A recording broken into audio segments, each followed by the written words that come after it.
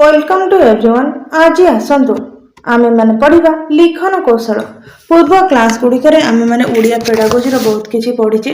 विशेषकर मातृभाषा पिला किभଳି भाबरे शिखे जाने सम्यक ज्ञान पाइछे। वर्तमान आसतु ए क्लास रे आमे माने पढ़िबा लिखन कौशल। लिखन कौशल कहले कोन, या किभଳି भाबरे कार्यकारी करा जायथे एवं पिला पाइके कहीं लिखन कौशल जानिबा अत्यधिक आवश्यकता रही है। जड़े शिक्षकों भूमिका कौन रही है पाठ पढ़ार लिखन कौशल विशेष भूमिका कौन ताहा वर्तमान आम जाना। विशेषकर देखा गले यही क्लास आमर सीटी बीएड पिला जो मैंने ओडिया पेडागोजी जो मान आवश्यकता रही से निम्ते क्लास टी विशेष उपयोगी और जेकोसी प्रतियोगितामूलक परीक्षा ओडिशा सरकार द्वारा करा जो कि ओडिया पेडागोजीर प्रश्न आसे समस्त परीक्षा गुड़िक उपयोगी। विशेषकर देखा गले जो मैंने सीटी कर निमंते यह अत्यंत फलप्रद। वर्तमान आसंत आम जाना लिखन कौशल। यही अध्याय आम मैंने जाना लिखन कौशल उपक्रम, यार उद्देश्य कौन, प्राक लिखन संबंध जाना, लिखन अभ्यास किभଳି कराଯାଏ जाना, रचना किभଳି लेखा रचना लिखन कौन उद्देश्य रही, मुक्त और सूचनात्मक रचना जाना, लिखन प्रस्तावित कार्य जाना, सृजनात्मक लिखन जाना, सृजनात्मक लिखन उद्देश्य, सृजनात्मक लिखन प्रस्तावित कार्य, त्रुटिपूर्ण लिखन, पत्र लिखन उद्देश्य, औपचारिक अनौपचारिक लिखन, विभिन्न प्रकार लिखन, विभिन्न प्रकार चिठी पत्र लिखन प्रस्तावित कार्य। ता सहित आम जाना लिखन बहुभाषी समस्या। लिखन में बहुभाषी समस्या कौन रही, बहुभाषी भाषा और जातीय पाठ्यक्रम आधार 2005 कौन रही, बहुभाषी समस्या दूरीकरण क्यों सब प्रस्तावित कार्य रही, एक आम जहाँ शिखीचे ये समस्त तथ्य आम जाना लिखन संपर्कित। किंतु गोटे क्लास रे तो ये समस्त तथ्य सरबनी, समय अनुसार 30 मिनिट अनुसार नहीं तो गोटे चैप्टर कंप्लीट करी से अनुसार आम क्लास गुड़िक पर वीडियो रे अपलोड करूँ से अनुसार आप क्लास गुड़िक देखने। तो वर्तमान आसतु आम प्रथम जाना उपक्रम एवं उद्देश्य। जेकोसी जिनस जेकोसी पाठ रही, शिक्षा ज्ञान रही, जपरी भाव में पिलाटी पढ़ी थाए जानी थाए लिखन माध्यम से तार भाव प्रकाश करता है। तेणुक वर्तमान आम जाना लिखन लेखिबार उपक्रम कौन बा ए संबंध सम्यक धारणा आम वर्तमान जाना।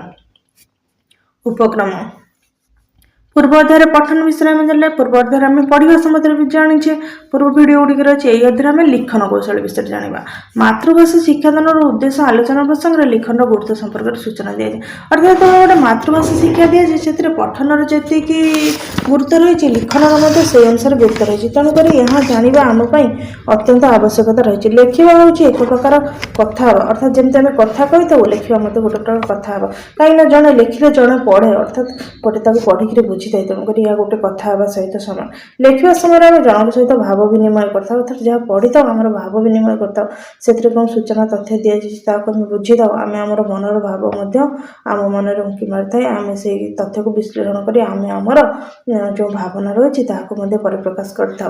किंतु से समय आम जहाँ सहित भाव विनिमय करता सी आम सामने न था, अर्थात जी बही लिखी जो संबंधित तथ्य लिखाई से आम सामने न था, किंतु आम भाव विनिमय कर केतक कथा को साइज रखी था, अर्थात किसी कथा को आम जापर था। से गुड़िक है किसी तथ्य व सूचना, किसी नुआ चिंता, एक स्मृति व अनुभूति। अर्थात लिखा समय आम किसी तथ्य सूचना पाई था, किसी नुआ चिंता पाई था, किसी स्मृति अनुभूति पाई था। यही भाव में आम लिखन सहित अंगाअंगी भाव आम जड़ित रहीचे। वर्तमान आसतु आम मैंने जाना, वर्तमान आम मैंने जाना लिखन उद्देश्य। अर्थात जेकोसी जिनस से सब किसी लक्ष्य और उद्देश्य थाए, से उद्देश्य को परिपूरण करने से कार्य मूल लक्ष्य। तेणुक ये लिखन उद्देश्य कौन आम जाना।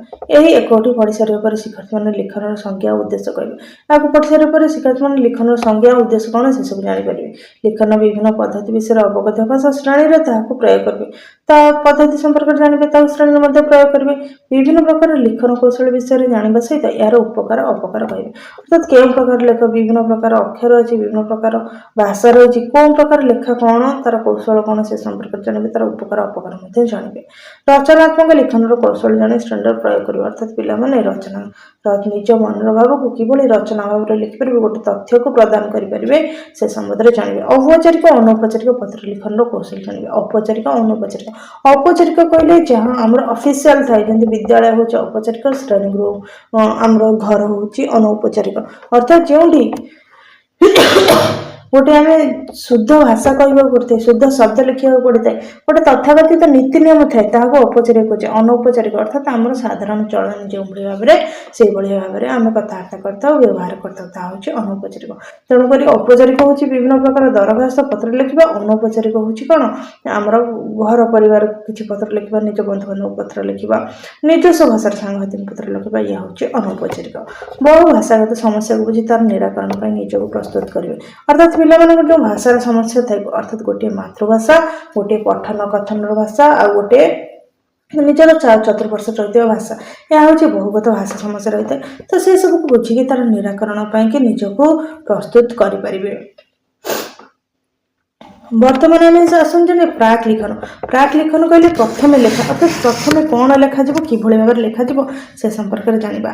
मनस्तत्विद मत श्रवण कथन और पठन पर लिखन शिक्षा दिज्व उचित अर्थात शुणा कह पढ़ा पर आम लिखा शिखा दरकार।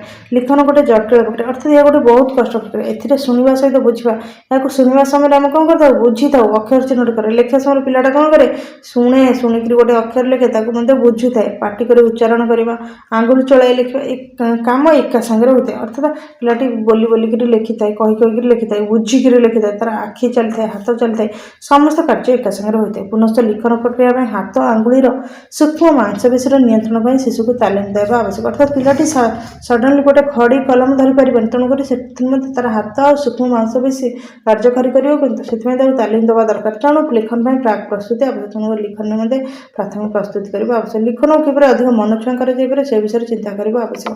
पिलाने विद्यालय नाम लिखा सारे पर शिक्षक शिक्षयित्री मान हिसाब से केतोटी कथा मन को आसते अर्थात गोटे छुआटे जो विद्यालय नाम लिखाए लिखा पर शिक्षक शिक्षयित्री मन को किसी कथा आसते सी लिखन शिक्षा देव संपर्क में से सब कौन आम जाना। बर्तमान पिलाटर लिखन पूर्व प्रस्तुति होती कि ना अर्थात पिलाटी आगु खड़ी धरी शिखी कि ना सिलट धरी शिखी ना बही खाता बही नुहे तो खाता पेनसिल हाँ बही से पढ़ खाता पेनसिल कलम ए सब सहित परिचित अच्छी कि ना तार हाथ में धरवा शिखी ना यह सब जिनस शिक्षक मन प्रश्न आसे।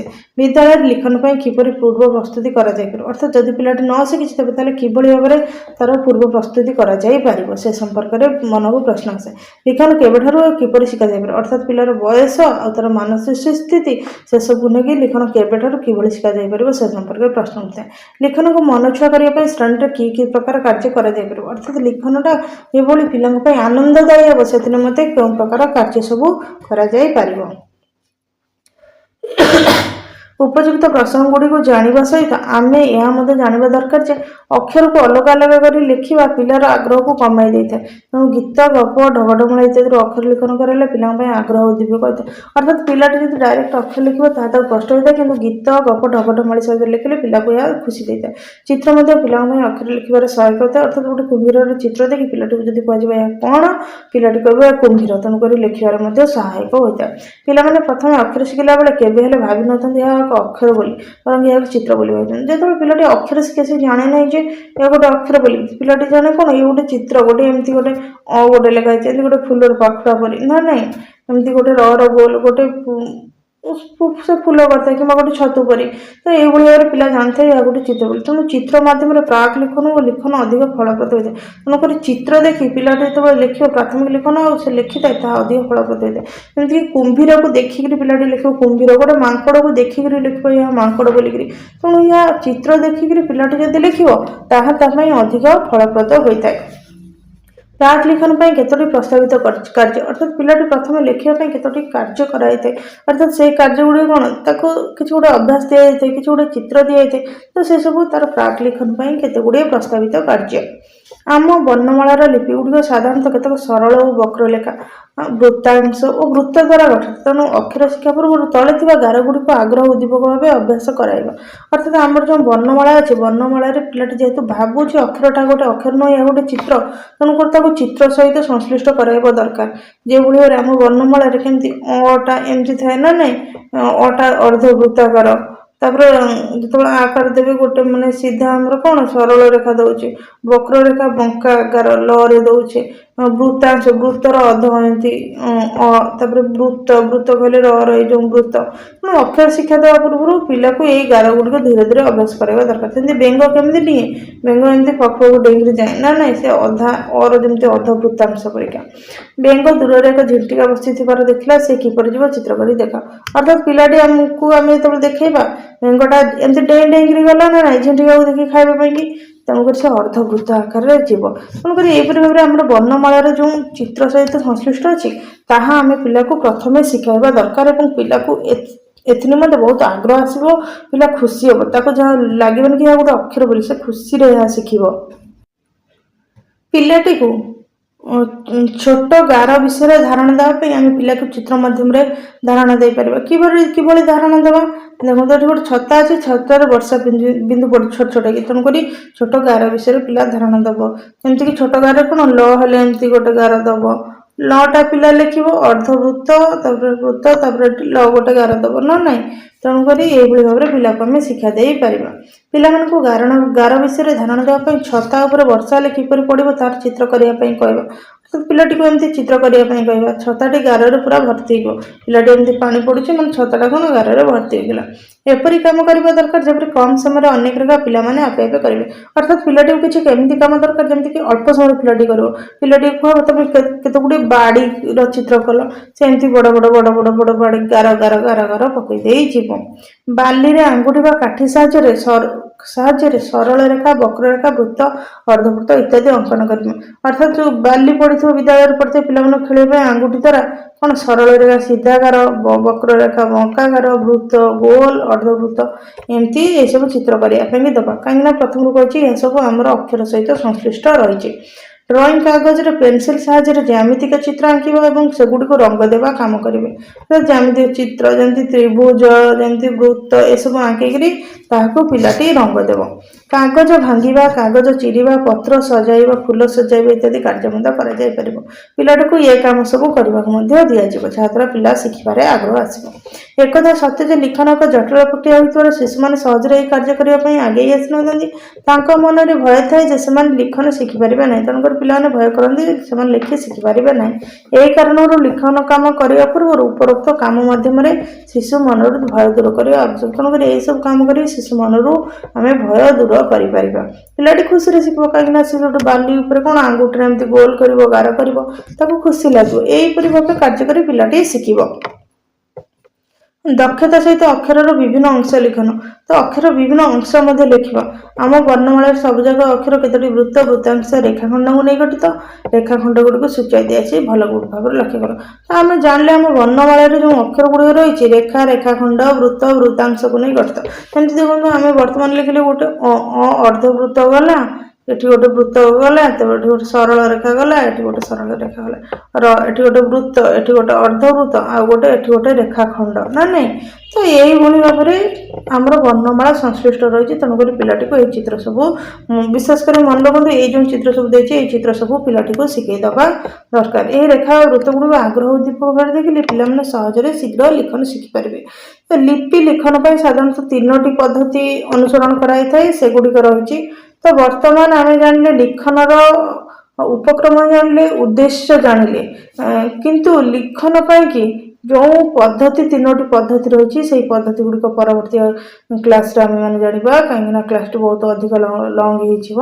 ଯଦି ଆପଣମାନଙ୍କୁ କ୍ଲାସଟି ଭଲ ଲାଗିଛି ତାହେଲେ ଭିଡ଼ିଓଟିକୁ ଲାଇକ୍ କରନ୍ତୁ ଏବଂ ପରବର୍ତ୍ତୀ କ୍ଲାସ ପାଇବା ପାଇଁ ଚ୍ୟାନେଲଟିକୁ ସବସ୍କ୍ରାଇବ୍ କରି ନିଅନ୍ତୁ।